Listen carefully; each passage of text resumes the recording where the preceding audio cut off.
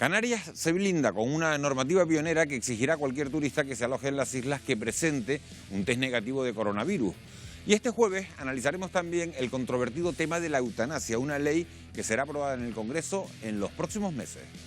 Es un fracaso social que la gente pida morirse. En todos estos debates, todos los que hablan, ninguno de ellos sufre ninguna enfermedad. Si la vida es un derecho, la muerte también lo es. Empezamos en solo 5 minutos.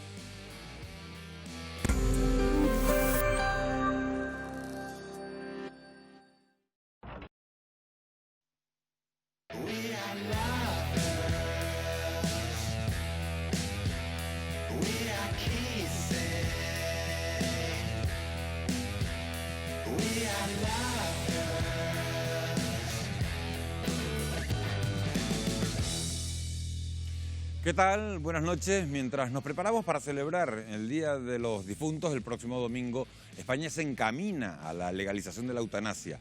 La Comisión de Justicia del Congreso de los Diputados ultima su informe final sobre una ley que permitirá que los pacientes con patologías incurables y sufrimiento intolerable puedan poner fin a su vida. Una decisión que sigue generando polémica. La Iglesia Católica y el Comité de Bioética de España se oponen tajantemente a su regulación. Y esta misma semana hemos conocido que la Fiscalía de Madrid pide 6 meses de cárcel para Ángel Hernández, el hombre que ayudó a morir a su mujer aquejada de una enfermedad incurable hace ahora, como recordarán, un año.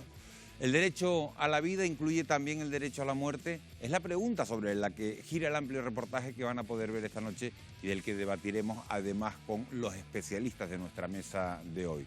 Todo ello sin olvidar las últimas novedades que trae la pandemia del coronavirus en Canarias, en una semana en la que nuestro país vuelve a estar bajo el estado de alarma.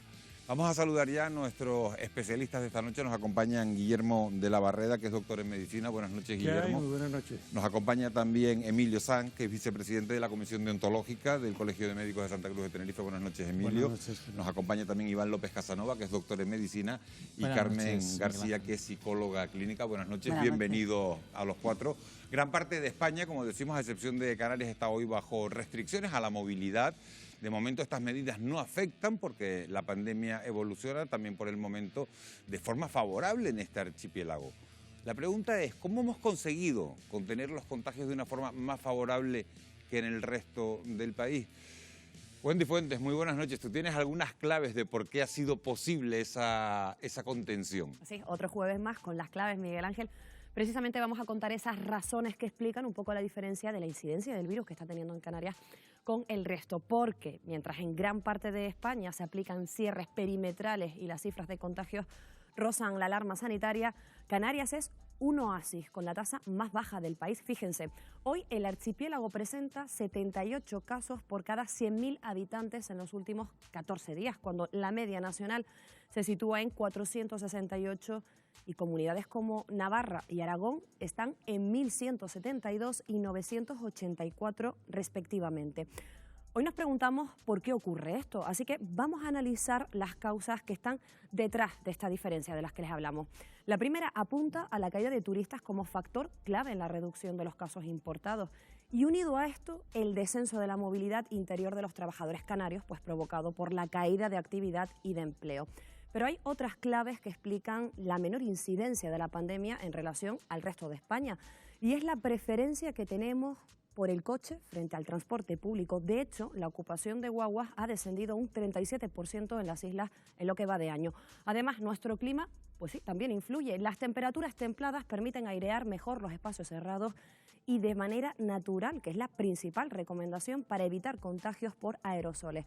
Más factores, la rapidez en tomar medidas desde que en agosto comenzaron a aumentar los positivos en Canarias. De forma inmediata, en las islas con mayor incidencia se limitaron las reuniones de más de 10 personas y el cierre de la hostelería a medianoche. Unas medidas que, a diferencia de otras comunidades autónomas, pues no han generado bronca política, lo que permite así que lleguen de forma clara a la ciudadanía, generando así pues mayor aceptación por parte de todos, porque este es otro factor favorable. En líneas generales, los canarios nos hemos comportado de forma responsable. También han sido decisivos los rastreadores. A los 520 rastreadores que se dedican en exclusiva a esta función se añaden los profesionales de atención primaria que siguen los casos de sus pacientes habituales. Aunque después de todas estas razones tenemos un interrogante más. ¿Por qué hay islas con mayor incidencia? En estos momentos es Tenerife la que destaca. Y esta es la explicación del consejero de Sanidad. Escuchen. Gran Canaria y Tenerife tienen poblaciones tanto cuantitativamente como cualitativamente similares. Tienen los comportamientos sociales prácticamente idénticos. No hemos importado casos y además las normas sanitarias son las mismas. Por lo tanto, si atendemos a los brotes, que los orígenes son los mismos, evidentemente es la relajación social el elemento más importante. Pues ya lo han escuchado. En cualquier caso, la incidencia del virus en Canarias debe seguir descendiendo en un momento en el que han comenzado de nuevo a llegar turistas. Y para garantizarlo, el Gobierno de Canarias ha aprobado esta misma tarde la realización de test a esos visitantes para poder alojarse. Una iniciativa para proteger al archipiélago de contagios, pero con al menos dos interrogantes. Los residentes canarios estarán exentos de estos test. ¿Es suficiente una declaración jurada de que no han viajado fuera de las islas en los últimos 15 días? Y otra incógnita son los test de antígenos, los más adecuados. No todos los expertos están de acuerdo. Preguntas precisamente, Miguel Ángel, que traslado a la mesa. A ver qué opinan. Pues así lo vamos a hacer, Wendy. Gracias por todos esos datos y vamos a trasladar, como dices, esas preguntas a nuestros invitados desde el punto de vista epidemiológico. ¿Qué opinan de esta distinción, Guillermo de la Barrera, entre quienes vienen de fuera y los residentes canarios a la hora de moverse entre islas? Bueno, vamos a ver. La diferencia es simplemente que la incidencia en Canarias es menor que la que puede haber fuera. Pero en este decreto que se ha sacado, lo que llama la atención es que el control se ejerce sobre las personas que vienen a locales turísticos, pero y los que no vienen a locales turísticos y los que vienen a locales que llamamos extraturísticos, pero que son muchos, ¿qué pasa? Están incluidos hoteles, apartamentos y alquiler vacacional. Sí, pero y aquí hay muchos apartamentos alquilados que no es oficial, por decirlo de alguna forma. Y gente que viene a ver a sus familiares o que viene a ver a otros, porque hay casos que se están dando de familiares que vienen a visitar a los familiares que tienen aquí y se producen contagios. No, mi opinión es que está bien regulado. Es lo que se puede hacer. Exigir una prueba con los métodos que tenemos actualmente. Yo no me considero un epidemiólogo. Los cirujanos y los virus estamos como en una situación alejada, ¿no? Pero pienso que con los medios que tenemos me parece muy correcto la ley que ha sacado hoy el Gobierno canario. Exigir una prueba a todas las personas y hasta que no tengamos la respuesta de esa prueba, tenerlos aislados. Lógicamente, lo que dice Guillermo está muy bien expuesto, porque claro, luego, ¿quién controla al turista que se ha hecho la prueba, que se va a un hotel rural o que se va al campo y que... Claro, el establecimiento no oficial, que era lo que el establecimiento no oficial. Alguien que diga que se viene de acampada, por ejemplo. Y de manera ilegal o de manera poco legítima, de manera poco correcta, se escapa o se escabulle de esas pruebas. Pero bueno, el Gobierno canario hace bien en intentar que eso no ocurra y en controlarlo en la medida en que seamos capaces, ¿no? Les voy a hacer otra pregunta. Los test que se plantean para los turistas son los de antígenos, más baratos y con un resultado más rápido que las PCR. Sin embargo, hay expertos sanitarios que están alertando de que son menos fiables y que no son útiles para grandes cribados. Hay 3 médicos en la mesa. ¿Es suficiente, Emilio, suficiente control para la llegada de visitantes? No lo sé. La verdad es que creo que necesitamos que vengan visitantes a Canarias porque vivimos de eso. Entonces, es verdad que tenemos que conjugar la seguridad sanitaria con la seguridad de poder comer. Y ahora mismo cualquiera que vaya al sur o al Puerto de la Cruz, se te cae el alma a los pies y no es porque no lo veas yendo, sino porque hay mucha gente que de pronto no tiene para poder comer. Entonces, hay que conjugar las dos cosas. Yo creo que el punto clave aquí es el mismo que hemos... El resumen ha sido fantástico de cuáles son las razones por las cuales aquí estamos en 78 por 100.000 a los 14 días, o sea que llevamos 14 días así. Y yo creo que el punto clave es los rastreadores. O hacemos un sistema de horca, de yo me asfixio para intentar que esto no pase, o un acordeón, y es identificar los casos y hacer el rastreo hacia adelante y hacia atrás. Y si nosotros somos capaces de identificar los brotes y cerrarlos, entonces podemos hacer una vida bastante normal. Si viene un turista, que vendrán pocos infectados porque vienen con una PCR de origen o porque se la hacen aquí, etcétera. Y hay un brote y hay 2 casos más y hay capacidad, como ahora mismo somos de las comunidades, junto con Galicia y con Asturias, con mayor número de rastreadores para identificar el brote y aislar el brote, entonces podemos seguir recibiendo Los turistas. rastreadores están funcionando, ¿eh? Yo he tenido un amigo que ha ido a ver a su hijo a Valencia, ha vuelto y se sintió con fiebre, se hizo su PCR, dio positivo y le han hecho un seguimiento de todos sus contactos, de todo, y él me ha llamado asombrado de lo bien que están funcionando. Bueno, es un caso, pero pienso que eso no ocurrió en la primera ola y en cambio en esta segunda ola están funcionando. Vamos, yo tengo este testimonio o este testigo, este amigo que le ha pasado esto y han funcionado muy bien. Hay una... Mira, el problema que yo veo es el siguiente. Nosotros tenemos una pandemia en la cual no tenemos vacuna, no tenemos tratamiento y el tratamiento de la pandemia se tiene que basar en 3 pilares fundamentalmente. Como hemos dicho, el diagnóstico precoz, el rastreamiento tanto hacia adelante como hacia atrás de todo. Ese es el primer punto. El segundo punto es las medidas de control cuando encontramos núcleos de infección y que esas medidas de control sean vigiladas y se controlen. Y por último, conciencia ciudadana. Si esos 3 factores falla alguno de ellos, no controlamos ninguna pandemia. Y luego, hemos fracasado en Europa. Yo me acuerdo que, y sigue siendo, cada vez que tú vas a Estados Unidos te exigen una visa y una serie de cosas. Y si tú, cuando vas a facturar tu maleta, no tienes la visa, no facturas. No te dejan pasar. Pues eso es lo que hay que hacer ahora. De eso, Guillermo, vamos a hablar, doctor de la Barrera, vamos a hablar en un segundo. Hay una gran parte de España que ha apostado por los confinamientos, fíjense, perimetrales, restringiendo las entradas y salidas en sus territorios. ¿Es la antesala de un confinamiento domiciliario como el que tuvimos el pasado 14 de marzo? Esto es lo que decía hace unas horas el ministro de Sanidad. Lo que estamos intentando justamente con este conjunto de medidas que ofrecemos a los presidentes de comunidades autónomas es evitar un confinamiento como el que tuvimos en marzo. Yo creo sinceramente, me puedo equivocar, será la primera vez, creo sinceramente que si trasladamos el sentido de gravedad de la situación a los ciudadanos y adoptamos medidas contundentes, lo conseguiremos. Pero no seguro. Y por tanto vienen 15 días decisivos en este sentido. Bueno, pues tal es el riesgo que Castilla y León, fíjense, ha pedido hoy al Gobierno central que habilite herramientas legales para que las autonomías puedan llegar al confinamiento domiciliario si los datos no mejoran. La pregunta, Carmen, es si vamos hacia un segundo encierro, hacia un segundo confinamiento, y si estamos mentalmente preparados para soportarlo.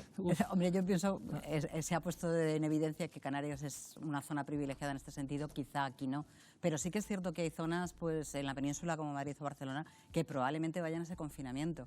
El problema está en que no es lo mismo vivir una situación traumática cuando no la conoces de nada que volverla a vivir. Esta vez ya sabemos lo que supone. ¿Y es peor estar ahora? encerrados. ¿O deberíamos estar preparados porque ya sabemos lo que es? Bueno, hay personas que se han adaptado muy bien a la situación, incluso ya la tienen prevista y se han montado un gimnasio en su casa, por poner un ejemplo, pero hay otras personas que este segundo confinamiento se lo pueden tomar, pues como de hecho ha pasado. En Madrid ha habido gente que se ha alargado a los pueblos y a otras zonas para evitar ese confinamiento. En este caso yo me imagino que no conseguirán los resultados, ¿no? Emilio, ¿vamos a un segundo confinamiento? ¿A un segundo encierro? Es posible que en algunas de estas zonas haga falta un confinamiento de 2 semanas o una cosa así. Aquí desde luego no tiene ninguna pinta de que vayamos a por ello. Lo que pasa es que psicológicamente, más que físicamente y más que económicamente, creo que psicológicamente es un palo muy fuerte, porque parecía que habíamos salido en el verano y volvemos otra vez a lo mismo o peor, pero las cifras de 1.000, 1.500, 800, 900 por 100.000 son muy altas y en toda Europa están haciendo este tipo de cosas. Aquí estamos ya confinados perimetralmente, o sea que... el problema es que lo de los confinamientos estos parciales de barrios, etcétera, perimetrales, eso es nada. Ejemplo de Madrid. Zona de Vallecas, que es la zona con más incidencia, zona de Vallecas donde está el mayor volumen de trabajadores del resto de Madrid. Entonces resulta que esos señores, como van a trabajar, salen de la zona, se meten en unos medios de transporte que están así y van a una zona que tiene menos. Entonces, ahí hay algo que no me cuadra. Además de los cierres perimetrales, las comunidades autónomas están aplicando toques de queda nocturnos. Sin embargo, varios estudios apuntan a que su efectividad para bajar la curva es bastante limitada. ¿Hasta qué punto es una medida efectiva contra el virus?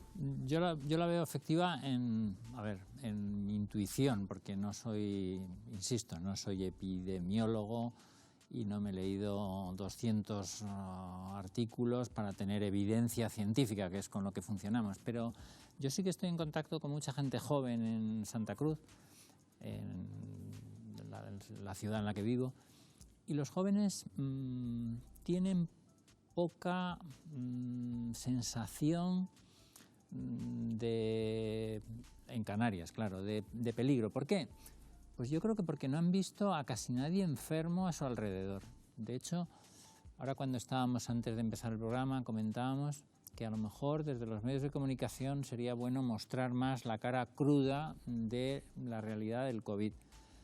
En el sentido de que a veces, para no causar miedo a las personas mayores, pues se oculta un poquito, ¿no? Y tiene su lado positivo, en el sentido psicológico. Quizá Carmen de esto sepa mucho más que yo, ¿no?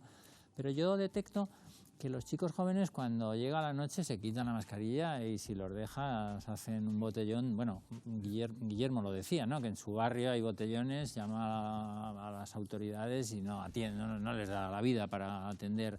Pues mira, yo creo que la realidad es diferente de lo que se plantea muchas veces en los medios de comunicación.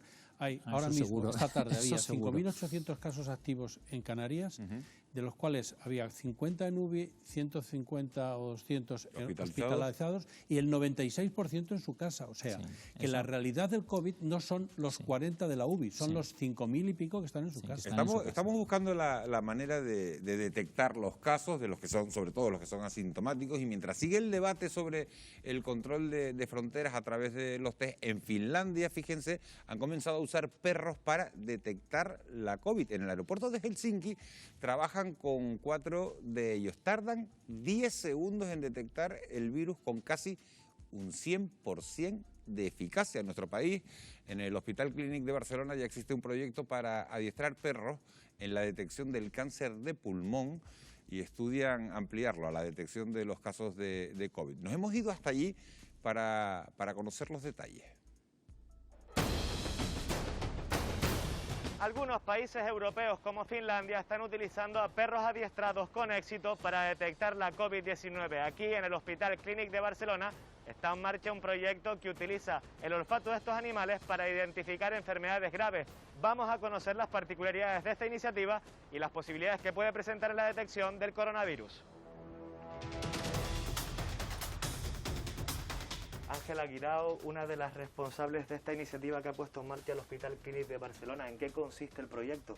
Siguiendo diferentes referencias bibliográficas de que los animales cambiaban su comportamiento frente a personas afectadas por diferentes enfermedades, pensamos que por qué no intentar pues adiestrar a un perro para que detectase el cáncer de pulmón en aliento. Y así fue como surgió el estudio y cómo lo empezamos. Por el momento se centran en el cáncer de pulmón, pero ¿este sistema o mecanismo se podría extrapolar a cualquier enfermedad, como por ejemplo la COVID-19? En realidad este mecanismo se puede utilizar para detectar pues, cualquier enfermedad.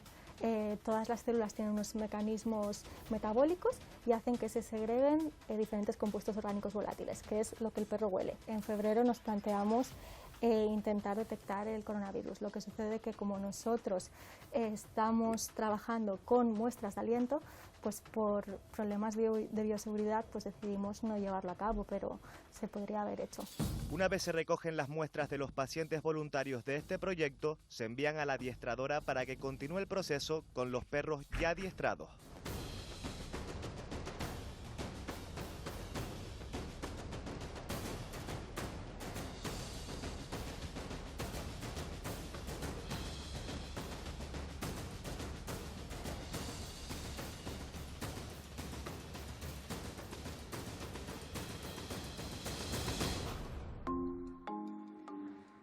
Ingrid Ramón, adiestradora canina. ¿En qué consiste el entrenamiento que tú llevas a cabo con los perros? Pues en el caso de Vlad, que estamos haciendo un adiestramiento sobre la detección temprana en el cáncer de pulmón, básicamente nos llegan unas muestras del Hospital Clínico de aquí de Barcelona. Vlad ya está entrenado para detectarlas y entonces se las colocamos, un ratio de 4:1, ponemos 4 controles sanos y una que sabemos que es cancerígena, y Vlad se nos tiene que sentar para indicarnos cuál es la cancerígena. ¿Y cómo es posible que estos perros a través de su olfato puedan detectar enfermedades? Si lo pensamos bien, ellos tienen unos 220-300 millones de receptores olfativos, mientras que nosotros tenemos entre 5 y 7 máximo, ¿no? Piensa que nosotros estamos trabajando con perros que detectan el cáncer, perros que detectan las hipoglucemias y las hiperglucemias en personas diabéticas. Si podemos entrenar perros a hacer eso, también podemos entrenar perros a detectar el COVID. Tenemos diamantes en bruto que no estamos aprovechando. ¿Y cuáles pueden ser los motivos que hayan hecho que en España todavía este tipo de proyectos no se hayan puesto en práctica? Bueno, que el mundo del perro y sobre todo el mundo del perro de asistencia y de detección todavía no está muy desarrollado y a veces pues hacemos las cosas cuando ya lo han hecho en otros países, ¿no? En vez de empezar a hacerlas aquí primero. Y ya te digo, sería muchísimo más barato que muchos de los recursos que se están utilizando ahora. ¿Tú crees que podremos ver pronto mecanismos de este tipo puestos en práctica en nuestro país? Ya me gustaría verlo. Si lo creo o no, no lo sé, pero tendría que salir gente que apoyara estos proyectos y que pudiera pensar en que se pueden hacer cosas más allá de lo estrictamente convencional de siempre. En el aeropuerto de la capital finlandesa, donde ya se aplica este método, los perros son capaces de detectar la COVID 5 días antes de que los pacientes presenten síntomas, una técnica verificada por estudios franceses y alemanes que confirman una eficacia del 95%. Bueno, pues la verdad es que no deja de llamar la atención. ¿Qué fiabilidad le merecen estas pruebas? A mí me deja asombrado. Pero no lo sé, quizá había que ver también el coste-efectividad, porque no sé si esto es muy barato o muy caro, pero en fin, la verdad que me ha dejado asombrado, no lo conocía. ¿Qué fiabilidad, Emilio? Yo creo que probablemente sea muy alta, porque la capacidad olfativa de los perros es enorme. Lo que logísticamente no debe ser fácil, porque no puedes tener un perro para 100.000 turistas que entran a la semana en un aeropuerto como el nuestro. Oler a 5.000 personas al día o a 10.000 personas al día. Tenías que tener muchos perros, muy bien, o sea, está bien como modelo, pero probablemente ponerlo en la práctica para que vayan pasando los turistas como por el pasaporte y el perro oliendo. Y como se constipe el perro, tenemos un problema, ¿no? Pero bueno, es más barato alimentar un perro que hacer un PCR, que el PCR estaba a 100 y pico euros, 130, 140 euros cada prueba. Es un tinglao, ¿eh? Privado. El problema es que primero habrá que ver si eso en testándolo con humanos hay evidencia. Antes hiciste una pregunta que es sobre los test rápidos y a eso te puedo yo contestar no en mi nombre sino de la Organización Mundial de la Salud, que te dice claramente que los test rápidos no sirven para cribados porque hay muchos falsos positivos y muchos falsos negativos, y los test inmunológicos hay unos periodos de ventana en que los enfermos están contagiados y son negativos, y pueden estar contagiados y pueden contagiar. O sea que habrá que seguir con la PCR, ¿no? Sí, la PCR es lo más seguro que hay. Es lo que yo... Que también tiene sus falsos positivos. También tiene sus falsos positivos, sí. Y que tiene sus complicaciones, ¿no? Bueno, pues con este tema de los perros y de las pruebas vamos a poner fin hoy a esta parte del debate, a la parte del COVID, a esta última hora sobre la pandemia, y nos vamos a meter con el otro asunto que traemos hoy a debate. La nueva ley que va a regular la eutanasia ya ha superado 2 debates en la Cámara Baja. Ahora solo queda que la Comisión de Justicia emita su informe final para que vuelva al Pleno del Congreso y al Senado. Los apoyos recabados hasta ahora hacen prever que se aprobará, aunque siguen arreciando las voces para que se detenga su tramitación. En el centro del debate, una pregunta: ¿tenemos derecho a decidir sobre nuestra propia muerte? Este es nuestro reportaje de hoy. Punto final.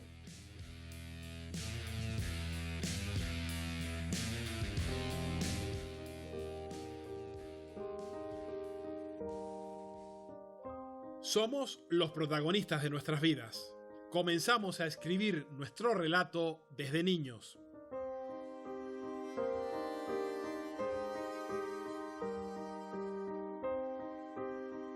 Crecemos y aprendemos mientras vamos forjando nuestra historia, hasta que el foco alumbra otra realidad. Ya no hay nada que escribir y el tiempo transcurre en blanco para los que creen que llegó la hora de cerrar su propio libro.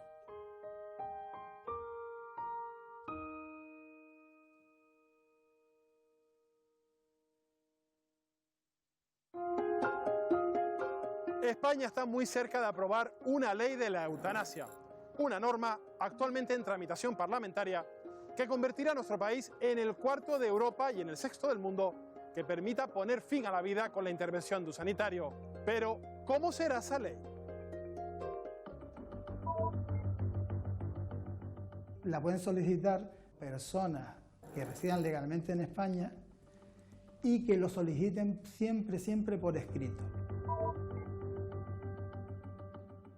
La petición se hará siempre con escrito y deberá siempre estar firmada por el médico que atiende a la persona e incorporarse obligatoriamente al historial clínico de la persona. Bien, autorizando y recetando y prescribiendo una sustancia que hará que ese paciente desahuciado con una enfermedad incurable se la autoadministre, y en el caso que físicamente no pueda administrársela al propio paciente que tiene una enfermedad incurable, podrá el médico facultativo darle esa sustancia personal y directamente.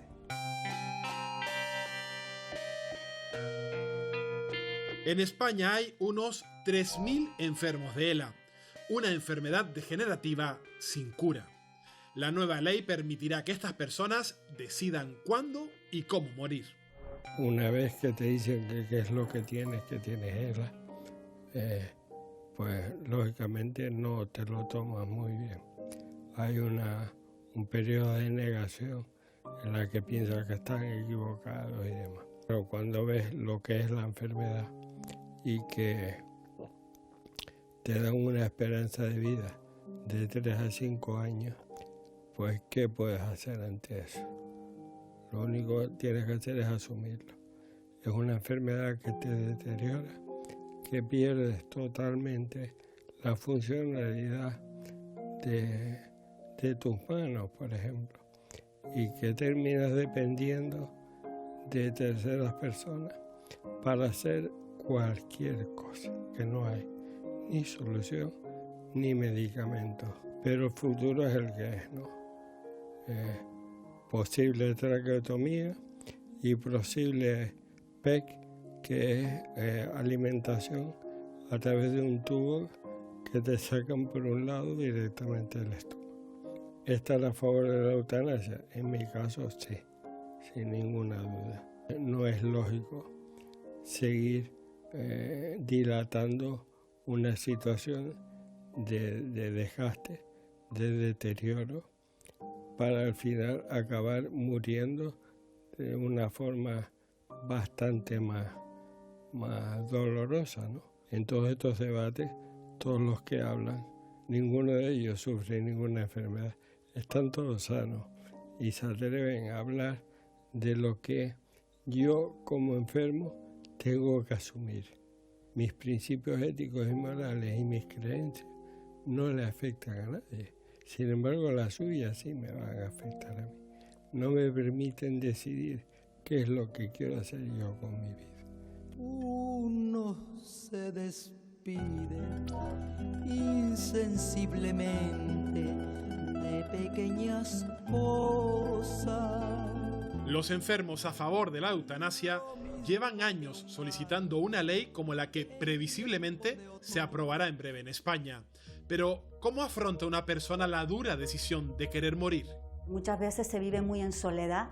Es horrible ese sentimiento y esa circunstancia de tener que pensarlo, de prepararlo desde esa soledad. Una de las mayores preocupaciones es cómo lo puedo comunicar a mis seres queridos, cómo puedo hacer que esto no les afecte tanto.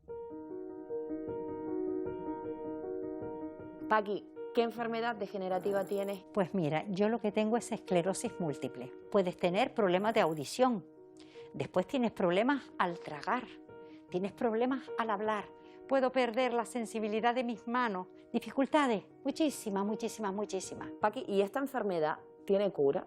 Hasta hoy no tiene cura. Yo solamente ahora mismo tengo una medicación, después de haber pasado por 3 medicamentos diferentes y estar ingresada 5 veces por 5 brotes. En un tema tan controvertido como la eutanasia, ¿cuál es tu opinión personal al respecto? Yo no estoy de acuerdo, porque la vida es un reto.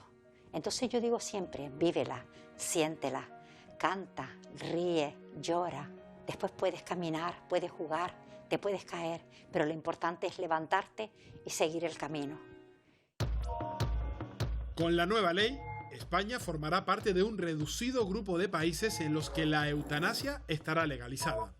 Son solo 5: Bélgica, Luxemburgo, Canadá, Colombia y Holanda. Otras naciones han optado por permitir el suicidio asistido: Suiza, algunos estados norteamericanos y el estado de Victoria, en Australia.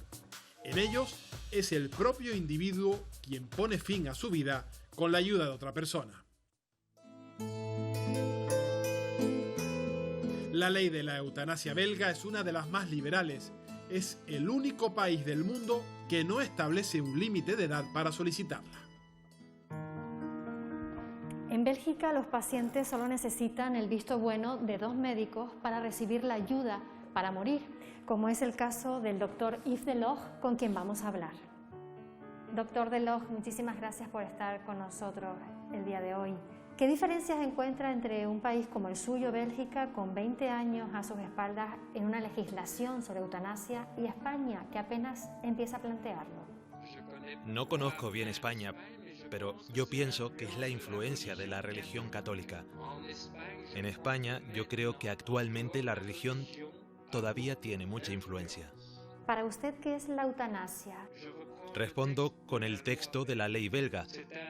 Es un acto practicado por una persona que pone fin voluntariamente a la vida de una persona enferma que lo pide. En Bélgica es obligatorio. Es un médico que va voluntariamente a dar la muerte a alguien que está enfermo, ya sea a través de una inyección o bien tomando un producto. ¿En algún momento, doctor, ha tenido un conflicto moral o ético? Una sola vez, en el caso de una enfermedad de Alzheimer, yo estaba un poco perturbado porque cuando la vi estaba muy bien como usted y como yo, pero si ella esperaba mucho tiempo, no iba a ser capaz de solicitarlo y hacer la eutanasia. ¿Cuántas eutanasias ha realizado usted en los últimos años, doctor? No más que una al mes, porque es difícil emocionalmente. Yo debo prepararme. Yo duermo bien la víspera. Es difícil, sobre todo cuando se trata de gente que conozco bien. Es difícil hablar de la muerte, pero en Bélgica, cuando los pacientes están graves, hablan más de la muerte, porque saben que hay una ley que autoriza la eutanasia. Muchas gracias, doctor Delors, por estar con nosotros y compartirnos su experiencia. Ya hemos escuchado al doctor Delors, pero queremos conocer la opinión de algunos familiares de sus pacientes. Hemos quedado con Madame de Mester, viuda de uno de ellos. Muchas gracias, Madame de Mester, por estar con nosotros este día. ¿Podría hablarnos de la enfermedad que tuvo su marido? Mi marido tenía una amiloidosis cardíaca. Él decidió pedir la eutanasia a partir del momento en que fue diagnosticado en fase terminal. En un primer momento me afectó, pero lo respeté. En Bélgica también hay personas que están en contra. ¿En su entorno hubo alguien que no estuviera de acuerdo con esta decisión? Yo misma soy miembro de la DMD, así que era bastante lógico. Cuando estuvo claro entre nosotros, hablamos con nuestros hijos. Nuestros nietos estuvieron de acuerdo, a excepción de 2 estudiantes de medicina, que decían: bueno, todavía se puede encontrar otra solución. Cuando la decisión estuvo tomada y comprendida, fue aceptada. Y a partir de entonces, el proceso fue muy rápido, 3 semanas. Fue muy bonito, muy bien, muy tranquilo. Él tuvo tiempo de decir adiós a todo el mundo. La mañana misma del día que se iba a hacer, salió con mis nietos a comprar unas flores. Compró las flores porque íbamos a celebrar nuestro 61 aniversario de casados y él no estaría. Pasó aquí, en mi casa, en nuestra casa. Todos los hijos, toda la familia estuvo allí. ¿Alguna vez se arrepintió de la decisión que él tomó? Yo nunca me arrepentí de esa decisión, porque fue su decisión y de todos modos fue su manera de protegernos de asistir a su deterioro físico. Es el último gesto de humanidad que un médico puede hacer por los pacientes. No todos los belgas están a favor de la eutanasia. Desde que la ley entró en vigor en 2002, algunas asociaciones luchan por su derogación. Leopold van Bellingen, Instituto Europeo de Bioética. Bélgica aprobó en 2002 una ley que permitía la eutanasia en circunstancias excepcionales. ¿Cuál es el balance que se puede hacer de la aplicación de esa ley durante estos años? El objetivo inicial de la ley fue rápidamente abandonado. Estaba claro que la eutanasia solo se podía aplicar en casos excepcionales y circunstancias excepcionales para personas cuyo sufrimiento no pudiera ser aliviado por los médicos. Sin embargo, los criterios de sufrimiento son directamente interpretados por criterios puramente subjetivos. Tenemos personas con cáncer que aún están sanos, pero su miedo a posiblemente sufrir en los próximos meses o años les lleva a pedir la eutanasia y se les acepta.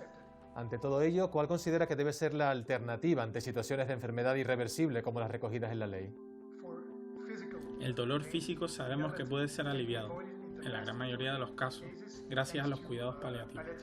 El Gobierno de España ha comenzado los trámites para despenalizar la eutanasia. ¿Considera que hacerlo sin definir claramente sus límites puede producir un efecto llamada? En un periodo de 15 años, el número de eutanasias practicadas en Bélgica cada año ha aumentado 10 veces, pasando de 235 a más de 2.000 casos hoy en día. ¿Habrá efecto llamada? Yo creo que no. No tiene ningún sentido. ¿Por qué? Porque la gente se apega a la vida. Todos sabemos que el instinto ese, desde que nacemos, de supervivencia, expresa el deseo de que la gente no quiere irse de esta vida. Y más en sociedades prósperas, desarrolladas, donde el nivel de vida ha sido importante. Y por tanto, no creo que la ley esta vaya a tener ese efecto. Si miramos al resto del mundo, son muy pocos los enfermos que pueden poner fin a su propia historia. Personas que no quieren convivir con la enfermedad que les impide seguir escribiendo las páginas de su libro. Si sale adelante la ley, en España tendrán ayuda para poder cerrar el último capítulo. Bueno, pues los defensores de la ley que se tramita en España aseguran que es una norma garantista y que está diseñada para que la decisión de pedir la eutanasia no sea precipitada. Por eso recoge hasta 3 controles diferentes para poder autorizarla. Wendy, ¿tú nos puedes explicar con más detalle en qué consisten exactamente esos controles? Vamos a mostrar cada uno de esos pasos del procedimiento para poder autorizar esa eutanasia. Para poder conceder, como decía, la eutanasia en España, un paciente deberá contar con el visto bueno de 2 médicos y además el dictamen de una comisión autonómica de la que todavía no se sabe ni cuántos miembros tendrá ni cómo funcionará. Pero vamos por partes para aclarar cuál es el procedimiento y los controles que se van a establecer. El primer requisito que marca la futura ley es que el paciente debe ser español o residente legal en España. También debe pedir 2 veces la autorización para que se le pueda practicar la eutanasia, con una separación entre ambas solicitudes, eso sí, de al menos 15 días. Un espacio de tiempo que se fija para garantizar que no se trata de una decisión precipitada.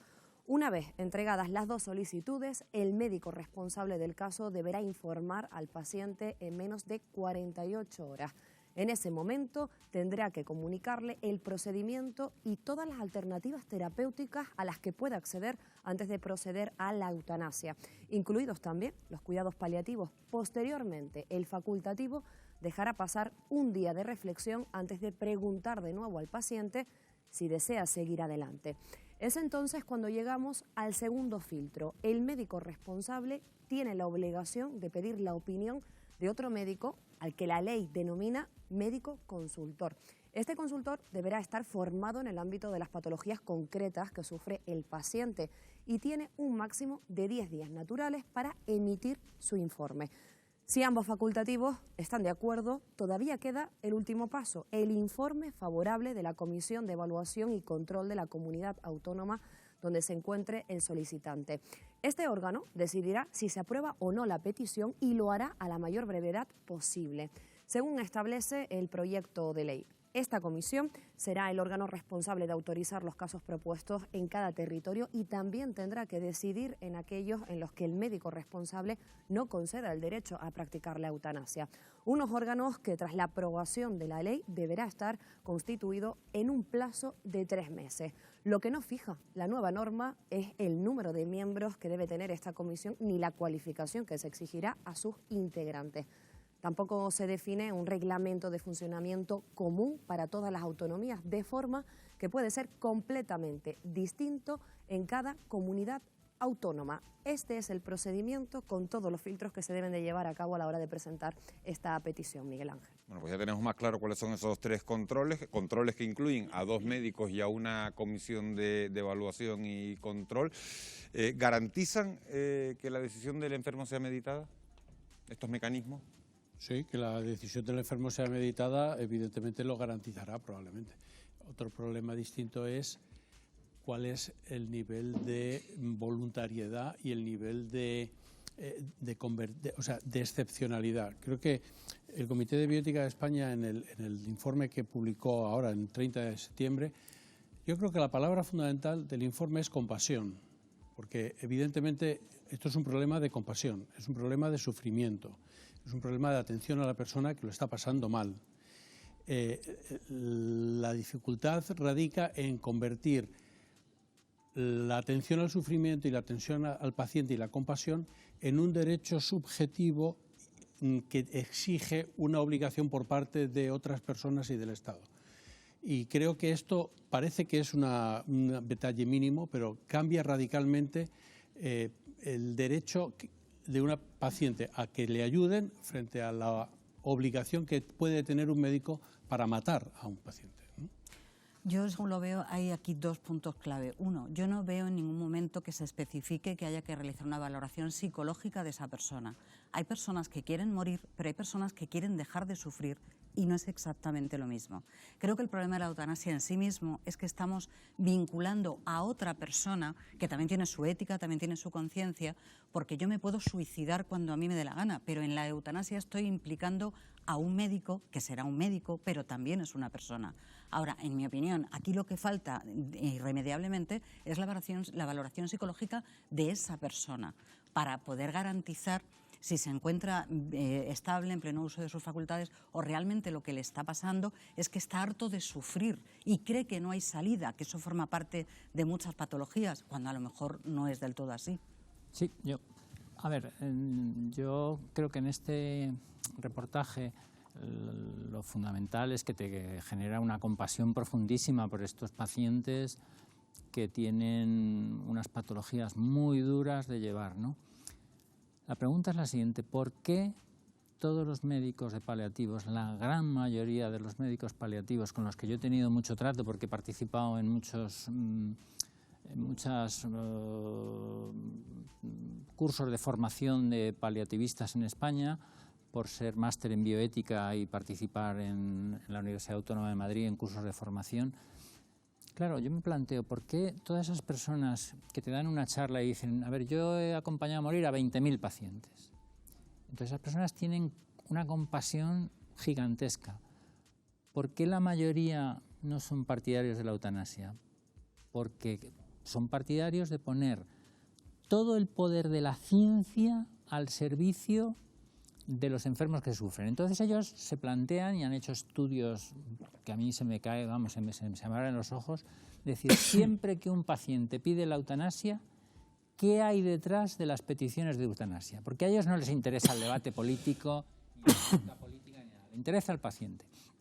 Y entonces tienen estudios impresionantes de qué hay detrás de la petición de eutanasia. Y te dicen, siempre hay sufrimiento, lo que ha dicho Carmen. Sí, pero siempre. Iván, hay una encuesta del Colegio de Las Palmas, del Colegio de Médicos de Las Palmas, que dice que la gran mayoría estaría a favor de la eutanasia. La gran mayoría No, pero de los médicos paliativos. esa encuesta, lo siento, pero esa encuesta es una encuesta, se ha hecho en Las Yo no lo Palmas he y se ha visto, hecho en otros 2 colegios más. Es una encuesta en la que participó una muestra... ¿Es de médicos generales? Sí, una encuesta entre No, médicos generales, yo no me refiero médicos a médicos paliativos. No, yo me refiero a los que están a pie de... Era una muestra, con una muestra muy pequeña, claro, era una muestra voluntaria, los que respondían eran voluntariamente, por lo tanto... las no es una muestra representativa, o sea, desde el punto de vista epidemiológico o de diseño del estudio. No tiene validez esa encuesta. No tiene validez. Y además hay otro punto muy importante. Antes de nada tenemos que aclarar cuál es el concepto de eutanasia, porque aquí hay muchos conceptos muy diferentes. Lo que se ha planteado en el reportaje hasta ahora es un tipo de eutanasia muy concreto, pero no es la mayor parte de los casos. La mayor parte de los casos se confunde cuando hablas a la gente y ¿estás de acuerdo con la eutanasia?, con lo que antes se llamaba limitación del esfuerzo terapéutico o con lo que se llama ahora adecuación del esfuerzo terapéutico o con lo que se hablaba de la sedación paliativa, del tratamiento del dolor, del tratamiento del sufrimiento. Y eso mucha gente y muchos médicos lo confunden con la eutanasia. Emilio, de todo eso vamos a hablar en otras partes del reportaje, porque eso se toca más adelante. Guillermo quería intervenir. Bueno, en principio, al parecer, el control que se va a hacer, el elemento de control va a estar constituido por 7 miembros escogidos por el Parlamento, 2 médicos, 3 juristas, un profesional sanitario que trabaje en paliativos y terminales y un civil perteneciente a alguna sociedad de este tipo. Aprovecho que acabas de decir todo eso para preguntarte, ¿el hecho de que el nombramiento de esos miembros de esa comisión sea competencia de cada una de las comunidades autónomas puede dar lugar a diferencias políticas en la forma de abordar la eutanasia en cada territorio? El triunfo de la ley va a ser que sea igual en todas las comunidades autónomas. Como no sea igual en todas las comunidades autónomas, esto puede ser... Como con el COVID, ¿no? No hay nada, si es que no hay nada igual en las comunidades autónomas. Entonces, Pero, este va a ser el gran problema que va a haber. No sé si conoces un libro que se llama Seducidos por la muerte, que hace un estudio de qué pasó en la ley en Bélgica a los 10 años de ser aprobada, y se saltan todos los controles. Es imposible controlar una vez. O sea, yo estoy muy en contra de la eutanasia, no por la penita que me dan todos estos pacientes, que tienen la sedación paliativa, es decir, cuando se llega al dolor existencial total, se habla con el paciente, se le hace una sedación paliativa, pierde la conciencia, porque este paciente me da que tiene más miedo al dolor, pero el dolor... Se lo estaba diciendo Carmen antes. Claro, es que existe la sedación paliativa, que es lo que dice Emilio, que es que hay aquí una confusión. Entonces, claro, a mí me pones ese reportaje, yo no he leído sobre bioética, no he estado en contacto con lo de paliativo, y yo digo, oye, este señor dejarle morir tranquilo, que nadie... Porque es muy fácil decir, el que no opine como este señor es cruel, o sea, así, la compasión desde una mirada superficial, es decir, bueno, entonces, ¿qué pasa? ¿Que todos los médicos paliativos son crueles? No, sino que esto... Iván, la ley española, fíjense, prevé que solo los mayores de edad puedan solicitar la eutanasia. En Bélgica, por ejemplo, no hay restricciones, y en Holanda se plantea también permitirla para menores de 12 años. ¿Qué opinan ustedes? ¿Debe establecerse un límite de edad? Esto se planteó en Holanda para niños con grandes malformaciones que tenían una vida que era muy dependiente. Y ahí hay muchos factores, en todos estos aspectos hay muchos factores de coacción o de influencias, ¿no? Evidentemente un niño con grandes deficiencias supone una carga brutal para los padres. Y entonces muchas veces los padres, con la mejor buena voluntad del mundo, están entre 2 polos, que es el sufrimiento del niño, que puede sufrir más o menos, y el que yo me tenga que hacer cargo de este. O sea, hay padres que ante un síndrome de Down, un diagnóstico de síndrome de Down, dice, por favor, que me aborten, y hay otros padres que dicen, yo acojo a este niño y sé que voy a tener la carga mucho más difícil de llevar adelante en los próximos 40 años. O sea, que hay coacción y hay intereses cruzados. Carmen, ¿debe establecerse un límite de edad? Hombre, en mi opinión sí, porque aquí hay un factor importante y es que la propia persona lo pueda decir de alguna manera. Evidentemente un niño de 12 años no puede decirlo, y si además sus facultades mentales están mermadas, él no tiene capacidad de decidir.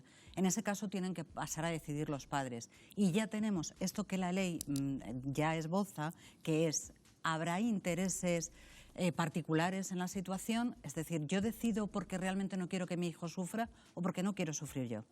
Y esto es muy difícil de determinar en el caso de menores. Todavía quedan muchos aspectos para tratar sobre la eutanasia. ¿Puede un médico negarse a suministrarla? ¿Deberían poder acceder a ella los pacientes con enfermedades mentales graves? Son algunas de las preguntas que vamos a plantear en la segunda parte de nuestro reportaje.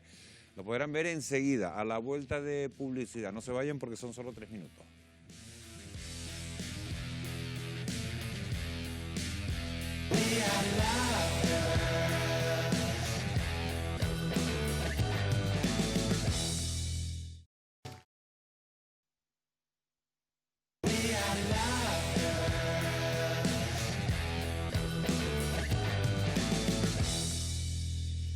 Seguimos aquí en Fuera de Plano, en Televisión Canaria, cuando son las 11:11 de la noche, hablando de la eutanasia, de la regulación de la eutanasia. Es una cuestión de enorme trascendencia. Un médico que ha hecho un juramento para preservar la vida, ¿puede negarse a practicar una eutanasia? ¿Qué ocurre en el caso de los pacientes con patologías mentales graves? ¿Deben tener derecho a solicitarla? Lo vamos a ver. Todo esto en la segunda parte de nuestro reportaje de hoy.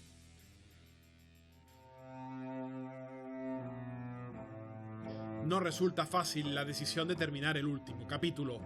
Una decisión que necesitará de la ayuda de un facultativo, abriendo así un debate ético y moral. Controversia que revuelve su juramento hipocrático y que les compromete a velar por la salud, pero también a respetar la autonomía y la dignidad de los pacientes.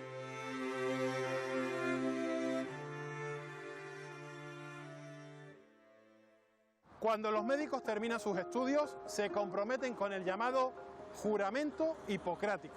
No llevar otro propósito que el bien y la salud de los enfermos fue la base del juramento que Hipócrates les hizo suscribir a sus discípulos y que, con adaptaciones, ha llegado hasta nuestros días. Con estos valores, ¿qué camino pueden escoger los facultativos frente a la eutanasia?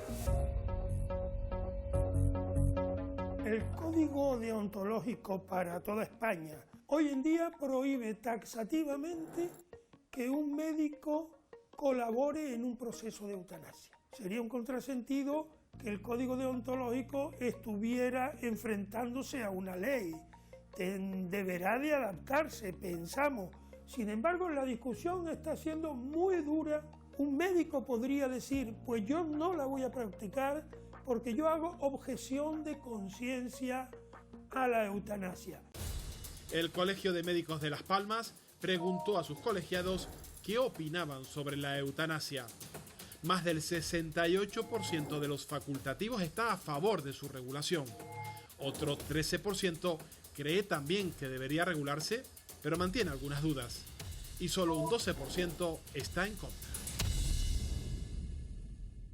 Todo el mundo quiere tener un buen morir. O sea, un buen morir significa estar rodeado de un equipo profesional competente que te atiendan tus necesidades de dolor, de angustia, un equipo de psicólogos, rodeado de tu familia, de tu gente querida y, de luego, que la transición sea rápida, que no haya una agonía. Y esto es un buen morir. Si lo aderezamos con que se respeta la petición del paciente, es decir, el cómo y el cuándo, se le añade entonces de morir con dignidad. Es una muerte buena, es una muerte digna. Un pueblo que no atiende correctamente a sus enfermos, legalizar alguna forma de acabar con ellos, me parece una indecencia y me parece una frivolidad como mínimo. Sería la crisis más grave de la milenaria historia de la medicina que se le diera al médico una nueva función, que es gestionar la muerte de sus enfermos.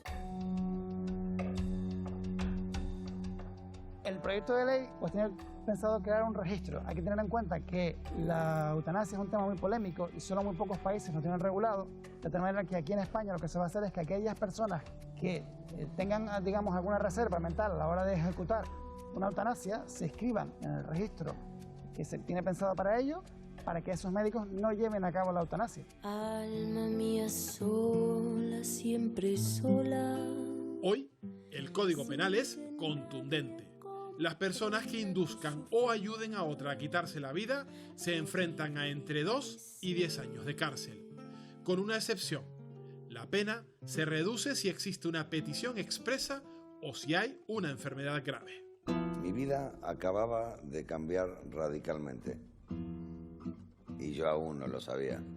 La mujer a la que yo maté se llamaba Carmen. Tenía 82 años. Aunque yo no hubiera tomado la decisión, ella, Carmen, estaba muerta.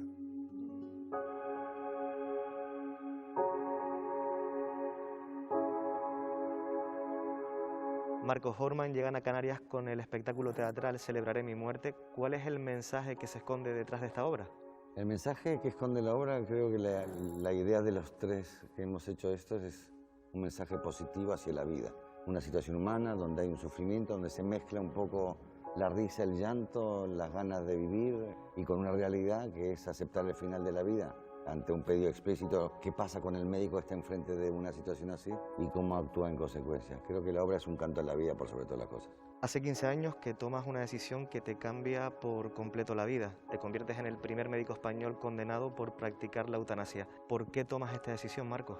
Hay veces que la vida te pone en situaciones que no te las plantea y actúas como consideras que hay que actuar en ese momento, en ese lugar, con esa gente y en ese instante. De lo cual, una vez hecho todo lo médicamente posible y ante una situación médica irreversible y que era una cuestión de horas o días tal vez, ante un pedido reiterado, ahí ya me olvido que soy médico, me olvido totalmente que tengo que seguir actuando como médico y actúo nada más como persona y humano. En su momento te declaras culpable para evitar la pena de prisión, pero ¿en algún momento hubo sentimiento de culpabilidad? No.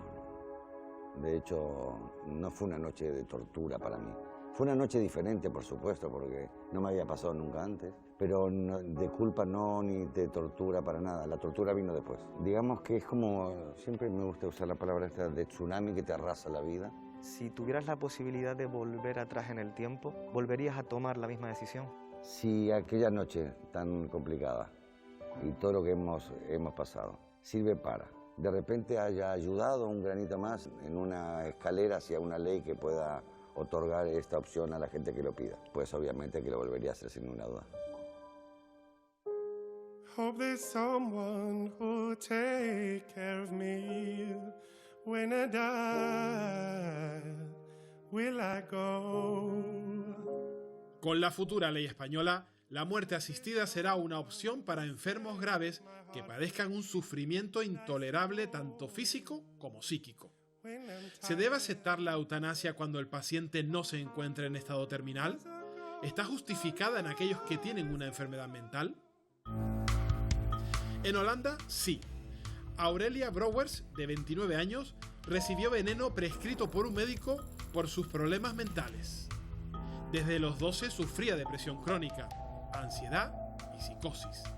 Sin embargo, esa posibilidad se la negaron a Noah Potoven, de 17 años. Se quitó la vida después de sufrir durante años abusos sexuales y depresión. Pidió la eutanasia, pero se la rechazaron por su edad. Natacha, ¿qué experiencia podríamos aprovechar de la aplicación de la eutanasia por motivos mentales en países como Holanda o Bélgica?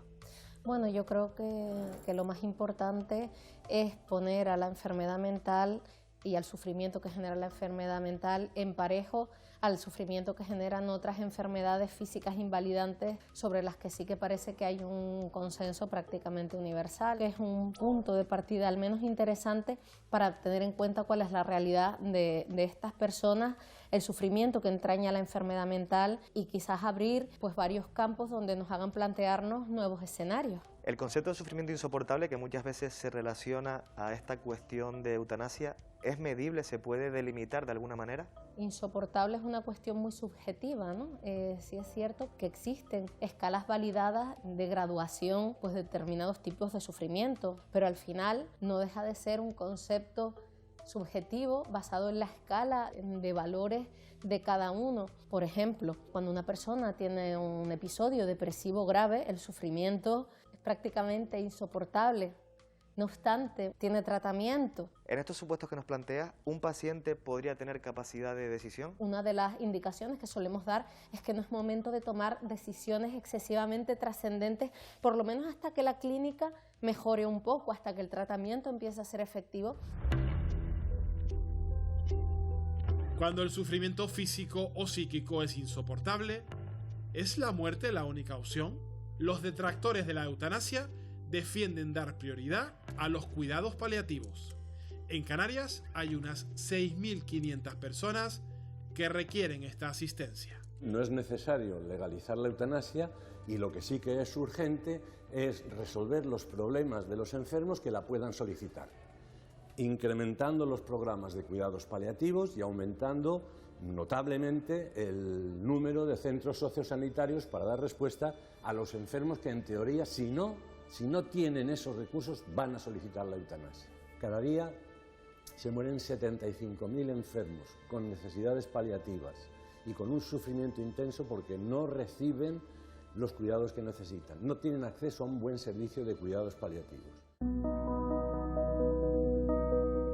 Doctor Benítez, ¿cómo es el funcionamiento de las unidades de cuidados paliativos en Canarias? De forma genérica llevamos personas con enfermedades crónicas avanzadas y que van a seguir avanzando, que van a debilitar a la persona y que en un tiempo dado lo van a conducir al final de la vida. El impacto que está haciendo la enfermedad en la calidad de vida es muy importante y hay que intentar disminuir el impacto negativo. Tiene tanta importancia el tratamiento biológico en algunos casos específicos para su enfermedad, más toda la esfera, el abordaje de toda la esfera emocional y espiritual. Con el envejecimiento de la población, en unos años aumentarán las patologías relacionadas con la edad, como el Alzheimer o la demencia, unas enfermedades que con el tiempo incapacitan a los que la padecen. ¿Qué pasará en estos casos? En el caso de que hubiera que aplicar una normativa legal de eutanasia, que todavía hoy por hoy no es legal en nuestro país, en un paciente con una enfermedad de Alzheimer o una demencia senil avanzada, evidentemente esa persona no puede expresar su voluntad de que se le sea aplicada la eutanasia. Por lo tanto, debemos recurrir a la familia, a un representante legal que se haya sido designado como tutor, pero lo mejor es que la persona previamente haya expresado su voluntad de que le sea aplicada la eutanasia u otras medidas mediante un testamento vital o un registro de voluntades anticipadas. La futura ley solo contempla que la ayuda a morir se aplique en personas con Alzheimer o demencia si antes han manifestado por escrito su voluntad. Deben realizar el conocido como testamento vital. El testamento vital es un documento que realiza la persona encontrándose consciente, es un documento que se realiza frente al notario y lo que va a recoger son los diferentes tratamientos médicos que él permite que se lleven a cabo en un momento en el que él no pueda decidir y cuando ya ha dejado reflejado en este testamento cómo quiere que se le atienda en ese estado, llegado a ese estado. ¿Por qué? Porque pueden haber un conflicto de intereses entre los familiares más cercanos que en la mayoría de los casos terminan en los tribunales, puesto que unos deciden que sí se les mantenga con vida y otros pues no piensan lo mismo. Como requisito para poder llevarlo a cabo es necesario que se tenga 2 informes de 2 profesionales médicos. A pesar del carácter trascendental de este documento, solo 6 de cada 1000 españoles han decidido planificar el final de sus vidas. Hay que tener en cuenta que los españoles no suelen hacer tanto el testamento vital, teniendo en cuenta de que la ley en España es bastante compleja y no se ha dado la suficiente información acerca del testamento vital. Hay muchísimas personas que ni tan siquiera saben lo que es. Nadie sabe qué esconden las últimas páginas de nuestras vidas, un misterio que en algunos casos podemos planificar dejando por escrito nuestra voluntad. Pero aún así, no lo hacemos.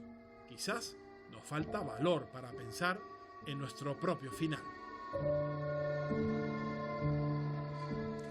En el debate social y político sobre la eutanasia, algunas opiniones contraponen la eutanasia a los cuidados paliativos. Guillermo de la Barrera, ¿no pueden ser compatibles? Son compatibles. No hay, por supuesto, ninguna contradicción entre una cosa y otra. Incluso muchos pacientes que piden la eutanasia han pasado indudablemente por paliativos. Pocos. Hay que tener en cuenta que las situaciones hay que vivirlas para poder opinar. Es muy fácil opinar, pero el núcleo familiar que la padece y el propio paciente hay que comprenderlo y hay que intentar comprenderlo. En un momento en que todos queremos libertades, tenemos libertad, ¿cómo se llama? El confinamiento está contra mi libertad, no me dejan fumar, está contra mi libertad. Negar la eutanasia es negar la libertad del individuo. No estoy de acuerdo. Porque la libertad no es un absoluto. La libertad se puede usar para hacer el bien o para hacer el mal. Entonces, eso es una cosa tan básica, que lo ha tenido que recordar Javier Gomá como filósofo y ha causado una impresión. Decir, a ver, la libertad tiene que tener una ética para usarla bien. Entonces, decir, a ver, como yo soy libre, puedo pedir la eutanasia. Bueno, es que la libertad la puedes usar bien. Lo que hay que ver es si ese uso de la libertad es civilizatorio o no es civilizatorio. Porque, claro, en esto hay una cosa que se llama la pendiente resbaladiza. ¿A qué sociedad se llega cuando se aprueba la eutanasia? Había un paciente que decía, el que yo decida la eutanasia no le afecta a nadie. No, nos afecta a todos. Nos afecta a todos. A mí me afecta. Bueno, me ha dolido solo oírlo, porque resulta que no somos seres autónomos como pensó Kant, sino que somos seres en relación. Todo lo que hacemos cada uno de nosotros nos afecta a los demás. Y entonces cuando se legaliza la eutanasia, se entra en una pendiente resbaladiza, como pasó en Holanda. Ayer me puse yo en el ordenador. 27 de julio. Llega al Parlamento holandés un proyecto de ley de eutanasia para mayores sanos cansados de vivir. Una persona dice, yo me he cansado de vivir, ¿por qué no me van a aceptar la eutanasia? 13 de octubre, hace 15 días. Holanda planea aprobar la eutanasia para niños que estén en estado crítico. Eutanasia en Bélgica, el primer país donde los niños pueden pedir la muerte. Pues a mí no me gusta llegar a una sociedad tan oscura. Hay algunos sectores médicos que están denunciando que mientras está a punto de aprobarse la ley que va a regular la eutanasia, no se regulan los cuidados paliativos y aseguran que cada año mueren 80.000 españoles sin los cuidados que precisan al morir. Mira, yo te voy a recomendar una página web muy sencilla, dipex.es, dipex.es. Es un proyecto muy interesante que estamos haciendo en España, en Canarias, dirigido desde Canarias y basado en un estudio de la Universidad de Oxford, recogiendo las experiencias de enfermedad de pacientes. Y hay un módulo específico sobre cuidados paliativos. Ahí se recogen entrevistas con más de 50, 60 enfermos y familiares que han estado, porque todos los que aparecen en la página de información han muerto ya, de una forma muy sistemática y muy bien estructurada para recibir la información de cuál es la experiencia de una persona que está en cuidados paliativos y a punto de morir. Puede entrar cualquiera, dipex.es, cuidados paliativos, y verán del orden de 150 clips de 30 segundos, un minuto, con experiencias de pacientes. Y la parte fundamental es que no podemos oponer el mejor cuidado médico que puede dar un médico a un paciente a la hora de morir, que es paliar el dolor, acompañarle hasta el final con compasión, frente a el hecho de matar a una persona. Según los estudios, los dos países en los que mejor funcionan los cuidados paliativos son Bélgica y Holanda, que son casualmente los dos que tienen probado. No es así. ¿Los dos que tienen probado? No es así. En la Unión Europea sí. No, en la Unión Europea funciona, donde empezó los cuidados paliativos fue en los hospices en Inglaterra, funciona muy bien en Alemania, funciona muy bien en Suecia, y en Bélgica y en Holanda muchos pacientes no quieren ir a cuidados paliativos ni a los hospitales mayores porque tienen miedo de estar en una situación de vulnerabilidad. La eutanasia está relacionada con vulnerabilidad y la vulnerabilidad con la coacción. Y entonces estamos en una situación en que muchos pacientes no quieren ir al sistema sanitario porque se encuentran vulnerables frente a la autoridad del médico. En mi opinión no tiene que ser exactamente de esa manera. O sea, yo creo que hay pacientes que lo que están buscando con la eutanasia es acabar con un sufrimiento. Antes hemos visto en el reportaje una persona que ha dicho una verdad como un templo. hay que verse en la situación. Estamos debatiendo, como ha pasado, tú antes lo comentabas igual con el COVID, hay muchas personas, muchos jóvenes aquí que no han tenido enfermos de COVID en su familia. Bueno, pues lo mismo nos pasa al resto. Igual no hemos tenido un familiar directo que se encuentre en esa situación. Porque yo he tenido pacientes que cuando su madre o su padre se han encontrado en situaciones así, ellos me han dicho, es que yo quería que muriera. Y me lo han dicho desde el desgarro más absoluto. Claro. Es perfectamente comprensible. Claro que Creo que no podemos hablar de la generalidad cuando al final son casos particulares. Hay otro caso que han contado también totalmente cierto. ¿Por qué no hago yo un testamento vital diciendo quiero esto o lo otro? Porque yo hoy tengo unas circunstancias muy diferentes de las que voy a tener mañana. Claro. Mañana no sé qué me va a pasar. ¿Cómo voy a decidir hoy cómo quiero que me entierren o si quiero donar órganos o si quiero que me mantengan una vida más prolongada o no? Ese es el auténtico testamento problema. Vital solo vale si pierdes la conciencia, porque si no sigues teniendo tu capacidad. Claro. El Comité de Bioética se ha pronunciado en contra de la ley y recomienda que se sustituya por la sedación paliativa. ¿Cuál es la gran diferencia entre dormir a una persona hasta que fallezca y provocar su muerte de manera voluntaria? El Comité de Bioética de España publicó 75 páginas. Es un comité muy muy plural, con gente de muchas orientaciones políticas y sociales, que han elaborado un informe que me ha costado trabajo leérmelo despacito, porque son 75 páginas, que han aprobado por unanimidad, gente que está en posiciones políticas muy diferentes. Por cierto, prácticamente todos sufrieron el COVID después de que se contagiaran en una reunión. Y no contraponen los cuidados paliativos a la eutanasia. Lo que dicen es que lo fundamental es dar atención al paciente hasta el final. Y hay que tener en cuenta una cosa muy importante. Hay una discusión, una confusión muy grande sobre el concepto de eutanasia. Eutanasia es solo matar a una persona, suspender un tratamiento que es innecesario, dejar de dar un tratamiento que no está haciendo ningún efecto y que está produciendo efectos secundarios, hacer un tratamiento que baja la conciencia o incluso que mantiene la conciencia en un estado de semicoma hasta el final. Eso no es eutanasia pasiva. El concepto de eutanasia pasiva es un concepto profundamente erróneo que está negado por la Asociación Médica Mundial, por el Consejo General de Colegios de Médicos, etc. No hay eutanasia pasiva. Guillermo, ¿tú estás de acuerdo en que la eutanasia es matar a una persona? Claro. Bueno, esa es la pregunta del millón. Es quitarle la vida a una persona. Yo solamente te puedo decir una cosa. El Centro de Bioética de la Universidad Católica de Lovaina aprueba los cuidados paliativos y la eutanasia. Esto no tiene que ver con religión, Guillermo. No, es que no tiene que ver con religión. La Asociación Médica Mundial, el Consejo General del Colegio de Médicos, el Comité de Bioética de Francia, de Alemania, de Italia, de España, definen claramente que no existe la eutanasia pasiva. Dejar a un paciente, quitarle el tratamiento que no le está curando, es la mejor arte médico. No tiene nada que ver con matar a alguien. Eutanasia es solo y exclusivamente matar a alguien por compasión, porque si no es por compasión es un homicidio. Yo pienso que eso es un tema de eufemismos, al final. Yo es verdad que también leí hace muchos años la cuestión de eutanasia pasiva o tal. Pienso que es algo que se hace porque da miedo afrontar lo que realmente es, en mi opinión, que es quitarle la vida a una persona, ayudarla a una persona a que muera, pero de forma activa.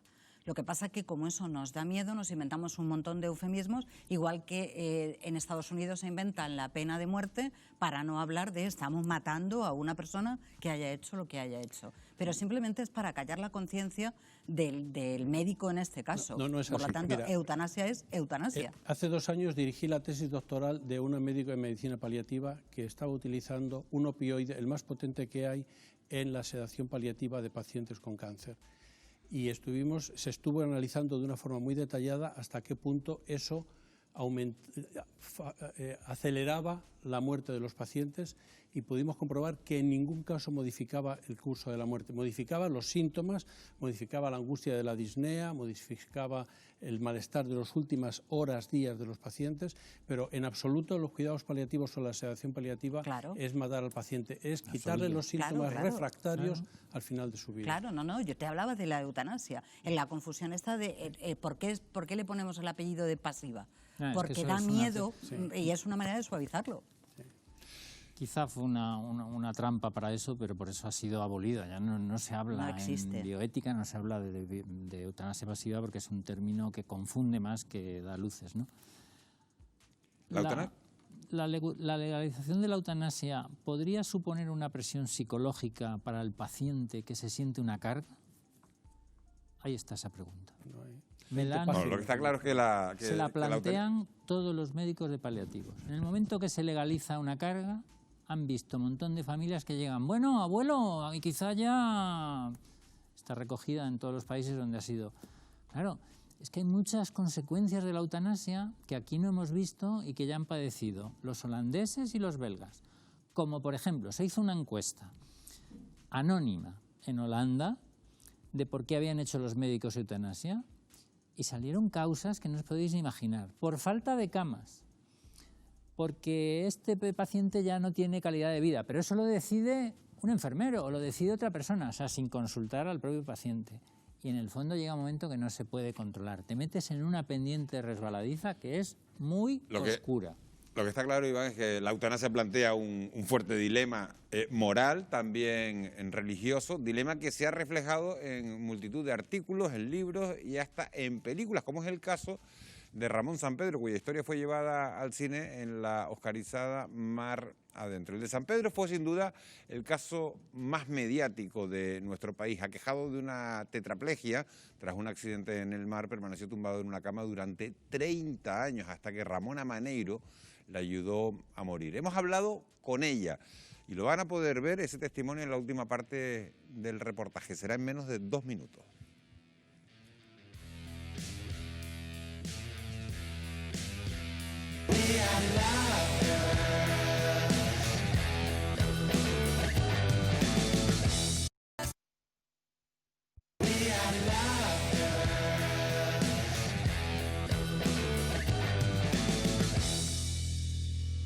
Hace unos meses, como les decíamos, viajamos hasta Galicia para recabar el testimonio de Ramona Maneiro, la mujer que ayudó a morir a Ramón Sampedro hace más de 20 años. Un caso que provocó un profundo debate moral y religioso en nuestro país y un dilema que ahora se reabre con la tramitación de la ley que va a regular la eutanasia en España. Lo vemos en la última parte de nuestro reportaje.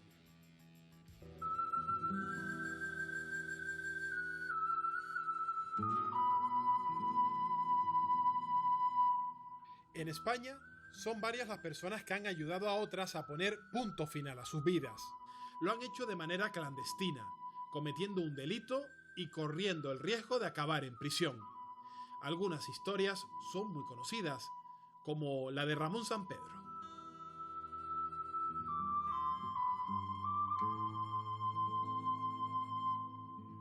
En abril se cumplirán 22 años de su muerte. Cuando tenía 50 y después de estar 3 décadas postrado en una cama, tomó cianuro potásico y murió. Le asistió Ramona Maneiro. Canto penso que te fuches, negra sombra que me asombra. Ramona, muchísimas gracias por recibirnos a la Televisión Canaria aquí en tu tierra, en Galicia. Hace 22 años que ayudaste a morir a Ramón Sampedro. En alguna ocasión tú misma has dicho que aquello fue poco menos que una chapuza, pero que tampoco te arrepentías. ¿Hoy lo volverías a hacer de otra manera?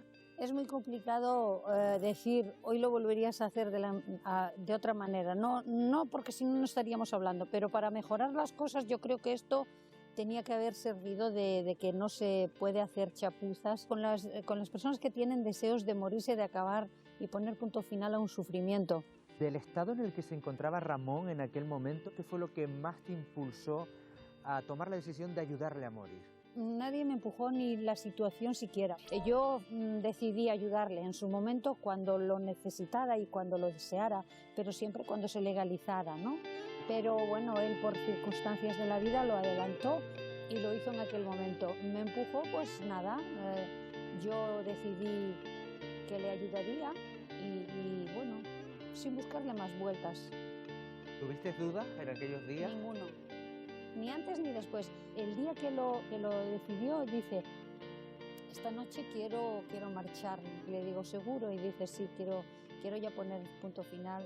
22 años después sigo acordándome igual de ese momento, que aparte de la despedida, que ya iba a ser definitiva. Yo estaba tan tranquila como si fuera algo tan normal como pues a ir a tomar un café, te lo puedo asegurar, ¿eh? Ni miedos, ni preocupaciones, ni nada importante, de verdad.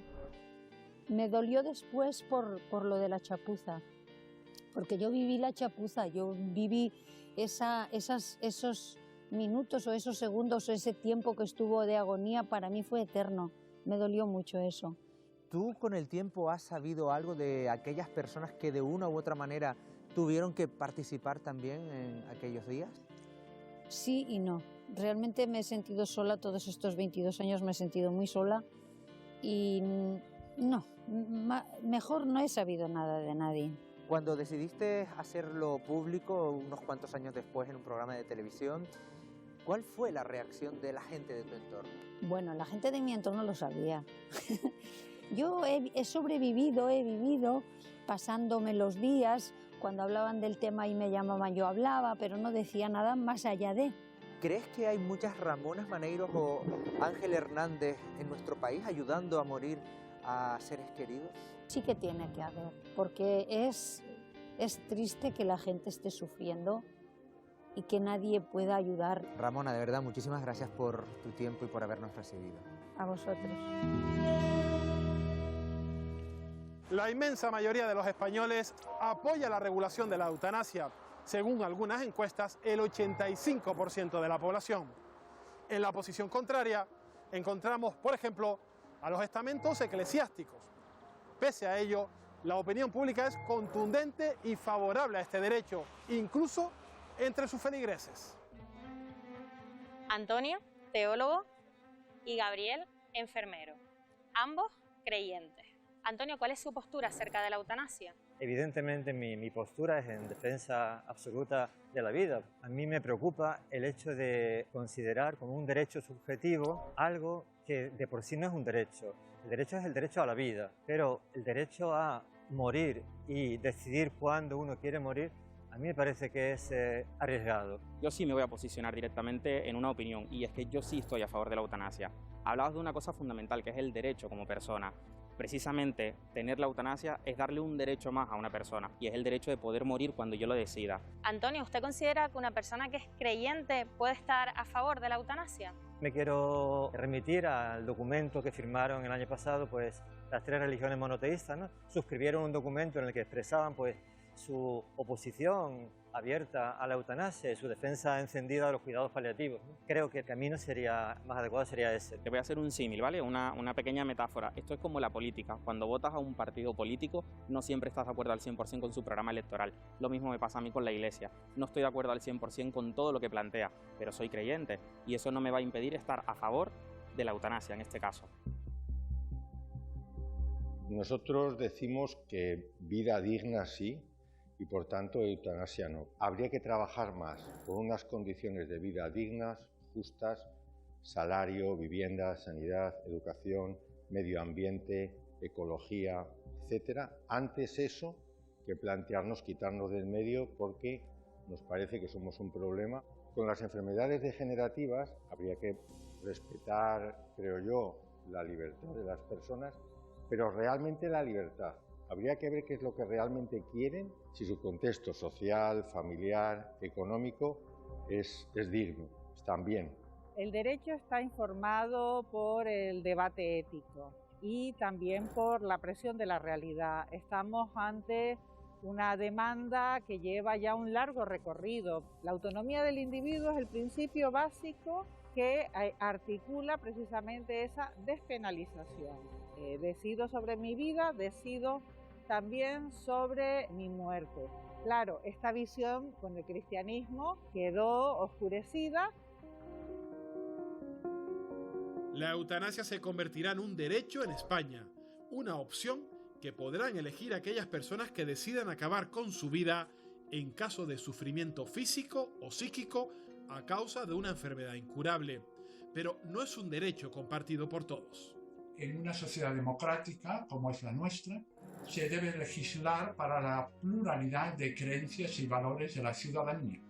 Y nunca se puede imponer a nivel legislativo ninguna creencia particular. Mucha gente que manipula Y con esa compasión lo que quiere es arrebatar el sí a la sociedad cuando no es verdad que hay una demanda social. La demanda social es de paliativos. Y es una hipocresía que mientras no hay paliativos para todos, planteemos el abrir la puerta a una eutanasia. No es un progreso, es un retroceso, es un fracaso social que la gente pida morirse. El guión de la vida lo vamos construyendo con renglones rectos y también torcidos. Tomamos decisiones para abrir y cerrar los capítulos de nuestra propia historia. Avanzamos y retrocedemos, pero es nuestra voluntad la que decide. Sin embargo, a veces, ese tiempo tan preciado de otras épocas, queremos detenerlo, para sellar y dar por finalizado nuestro relato.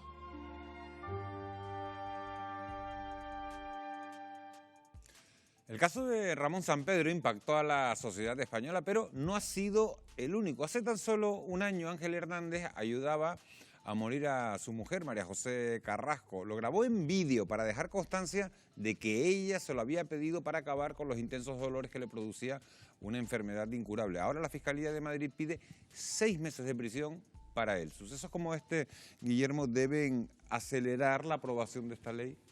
Bueno, vamos a ver. Lo primero que hay es que, como estábamos comentando antes, distinguir lo que es la eutanasia de lo que es el suicidio asistido. Lo de Ramón Sampedro fue un suicidio asistido, no fue eutanasia. Lo que es indudable es que hay que sacar una ley que regule perfectamente este tema. Tiene que haber una información precisa por parte del paciente, por decirlo de alguna forma, su consentimiento, y luego se precisa una regulación que sea muy detallada, muy garantista, para evitar que se produzcan cualquier tipo de abusos. Y desgraciadamente, por suerte, esto no es una ley que obligue, esto es una ley perfectamente personal, es una decisión personal. Que si se legalizara la eutanasia, ¿es posible poner límites? ¿Dónde se pone el límite? ¿Quién lo decide? ¿Con qué argumentos? ¿Por qué una persona que le ha dejado a su mujer, que ha perdido sus negocios, que no quiere vivir, por qué una persona sí y otra no? O sea, pero Iván, los límites los pondrá la ley. Para eso se está regulando, porque es que si no, no tendría ningún sentido todo esto. ¿Y qué desarrollo ha tenido en Bélgica y Holanda? Mira, el Comité de Bioética en España asegura que en los países donde la eutanasia se ha regularizado, los controles se han ido relajando. Sin embargo, la única clínica especializada en eutanasia de Holanda informó que en 2019 recibió más de 3.100 solicitudes y solo se aprobaron 900. Es decir, ¿quiere decir esto que existen suficientes controles? Hombre, bueno, eso lo que 3.100 solicitudes, o sea, no era para todo el mundo. No sé, la clínica no va a ir a tirar piedras contra sus tejados. No, eso lo que significa es que se genera... A ver, que no se recibieron 3.100 y se aprobaron las 3.100. No, lo que se genera es un derecho subjetivo a ser muerto, porque este es el punto de... Y ese derecho subjetivo, que parece que en muchos casos puede ser expresión de la autonomía del paciente, en una inmensa mayoría, en muchísimos otros casos es el reflejo de la vulnerabilidad y de la coacción, no la coacción física o económica, sino de la sensación de coacción de yo no quiero ser una carga para mi hija, yo no quiero estar aquí agostando recursos. O sea, de hecho, hablan, el documento este, ya digo, es un documento muy largo, pero que merece la pena leer. Dice, es un poco dramático que en un momento en que se han muerto 25 o 30.000 ancianos abandonados en residencias sin ningún tipo de cuidado médico ni social, estemos dándoles como premio la regulación de la eutanasia, porque muchos de esos serían candidatos en esas condiciones a decir, no, mire, por favor, para morirme así como un perro en una residencia, que me maten. Bueno, antes se comentó que, bueno, que un señor que estaba cansado de vivir, hombre, es que en la regulación de la ley de eutanasia hay unos supuestos en los cuales está aceptada la eutanasia. Exacto. Claro. Un señor que quiere, ¿cómo se llama? Que no quiere seguir viviendo. Se suicida. Que se suicide, pero eso no está dentro de la ley de la eutanasia. Lo que la ley habla es de la ayuda al suicidio. Y hay que tener cuidado porque ayudar al suicidio es muy delicado. En general, o sea, alguien que se quiere suicidar. Claramente en la ley lo que pone es que tiene que sufrir una enfermedad grave e incurable. Incurable o padecer una enfermedad grave, crónica e invalidante. y a continuación especifica qué se entiende por enfermedad grave, crónica e invalidante, que es la situación que resulta de una persona afectada por limitaciones que inciden directamente sobre su autonomía física, así como su capacidad, y esto es lo complicado, de expresión y relación, y que llevan asociados un sufrimiento físico o psíquico.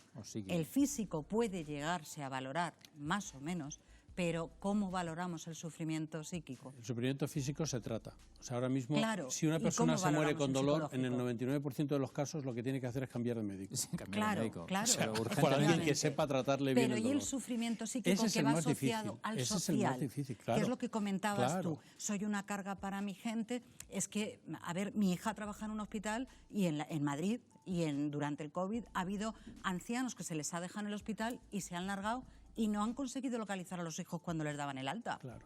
Entonces, esto es un sufrimiento psíquico, social, si quieres. Genera una obligación del paciente de pedirla de alguna manera. Claro, es una coacción social. claro. Eso fue lo que llevó a que, sobre todo en las primeras leyes de eutanasia, se dejara fuera los enfermos mentales. La eutanasia no Que no se sufren. permitía a los enfermos mentales Y al no principio. sufren. Incluso en el primer proyecto de la ley no se incluía los efectos Bueno, mentales. las primeras leyes eran despenalizar la eutanasia y ahora, No, se está hablando de un derecho. O sea, que, Claro, es que es muy diferente. Todo eso es va muy diferente. generando... Una cosa es que a esta persona que le han pedido 6 meses no entras en la cárcel. Eso es una pena que Simbólica. es para cumplir la ley Simbólica. y realmente lo que dice el Código Penal actual es que cuando se hace en un paciente con su petición y por compasión, etcétera, baja 2 grados la pena y realmente ahora mismo nadie va a la cárcel. Ha sido una por condena ayudar. testimonial. dice. Sí, nadie va a la cárcel por ayudar a morir a un paciente en estas condiciones. Entonces, un paso que es el más adecuado probablemente antes que hacer un derecho a ser muerto es la despenalización de algunos casos especiales. Y desde luego, antes lo decías fuera de cámara, tenemos unos cuidados paliativos raquíticos. Canarias, que fue pionera en cuidados paliativos, ahora mismo tenemos poquísimos. Entonces, La última de las comunidades autónomas Claro. en paliativos. tienes que saber ofrecer Con a la unos gente. grandes Los paliativos no es solo quitar el dolor, es el acompañamiento. Lo decía antes Miguel Ángel Benítez. Efectivamente. Personal, social, religioso, etcétera. Exacto. Entonces, mientras esto no esté más desarrollado, no estamos ofreciendo todo lo que podemos ofrecer a un paciente que sufre física o psíquica y anímicamente. La ley creará un registro en el que los médicos se van a inscribir previamente para declararse objetores de conciencia. La idea es que así se agilicen los procedimientos porque se sabrá de antemano a qué médico no acudir. Es la mejor manera de regular la objeción de conciencia. Lo digo porque obliga a todos los facultativos a pronunciarse previamente. Eso es lo mismo con la objeción de conciencia que puede hacer para los abortos o cosas de este tipo. O sea, a mí me parece correcto. Tú no puedes obligarle a nadie, y a un médico menos que a nadie, a que haga eutanasia. Mira, hay un dato muy importante. En Estados Unidos, una gran parte de la población está a favor de la pena de muerte y se aplica la pena de muerte. En ningún estado de Estados Unidos los médicos están autorizados a participar en la pena de muerte. Serían expulsados inmediatamente de la profesión, a pesar de que pueden estar a favor de la pena de muerte, porque los colegios médicos de Estados Unidos separan claramente lo que es el matar a una persona de lo que es la atención a una persona que está en una enfermedad. Y ahora mismo, si un médico, aunque esté a favor de la pena de muerte y sea el médico de la prisión, quien pone la inyección son los funcionarios y el médico lo único que hace es poner el fonendo y decir, es que hay certifico la muerte. O sea, en ética es muy importante las intenciones. Entonces, claro, hay una línea roja. Cuando una persona quita la vida a otra, ha cruzado una línea roja que hay que pensar mucho, porque las intenciones, lógicamente lo hace con una buena, claro, por compasión, lo hace por compasión, pero hay que distinguir una compasión como poco reflexionada, poco crítica, porque luego eso tiene muchas consecuencias, entre otras cosas, en la propia civilización occidental. Lo decía Marcos, ¿cómo es? Gómez Marcos, Gómez Sancho. Hay una que toca un poco las raíces de lo que ha sido la civilización occidental. Nos queda un minuto de programa. En nuestro reportaje hemos entrevistado a un médico belga que señalaba que en España la religión católica sigue jugando un papel importante y que eso ha retrasado la aprobación de la eutanasia. Sin embargo, algunas encuestas aseguran que la mayoría de los creyentes están a favor de regularizarla. Las encuestas, de verdad que las encuestas tienen que ser muy bien hechas para poder ser... De todas formas, esto no es un tema de religión. O sea, los comités éticos de Francia, de Alemania... En 20 segundos, ¿con qué titular nos quedamos? Porque nos vamos. No es un tema de religión, es un tema de derechos humanos. Guillermo Labarreda. Es necesaria una ley de eutanasia, es necesaria que esté perfectamente regulada y es necesaria que sea común para todas las comunidades autónomas. Ojo con quitar la vida a una persona porque se entra en una pendiente resbaladiza que toca las raíces de la civilización, sobre todo teniendo otra manera de ayudar al dolor de los pacientes, que son los cuidados paliativos. Carmen García. Yo me quedo con más bien como que todos tenemos derecho, derecho y obligación a morirnos. El debate simplemente es, ¿tenemos que implicar a otros en esa decisión? Muchísimas gracias a los cuatro por haber estado esta noche aquí en Televisión Canaria, Fuera de Plano, hablando de un tema tan controvertido que se aprobará en unos meses en el Congreso de los Diputados y que seguro que va a abrir un gran debate social en Canarias y en el resto de España. Gracias a ustedes por haber estado ahí al otro lado de la pantalla un jueves más cuando son las 12 menos 3 minutos de la noche. Gracias por su compañía, que tengan un muy feliz descanso y nos volvemos a encontrar el próximo jueves. Buenas noches.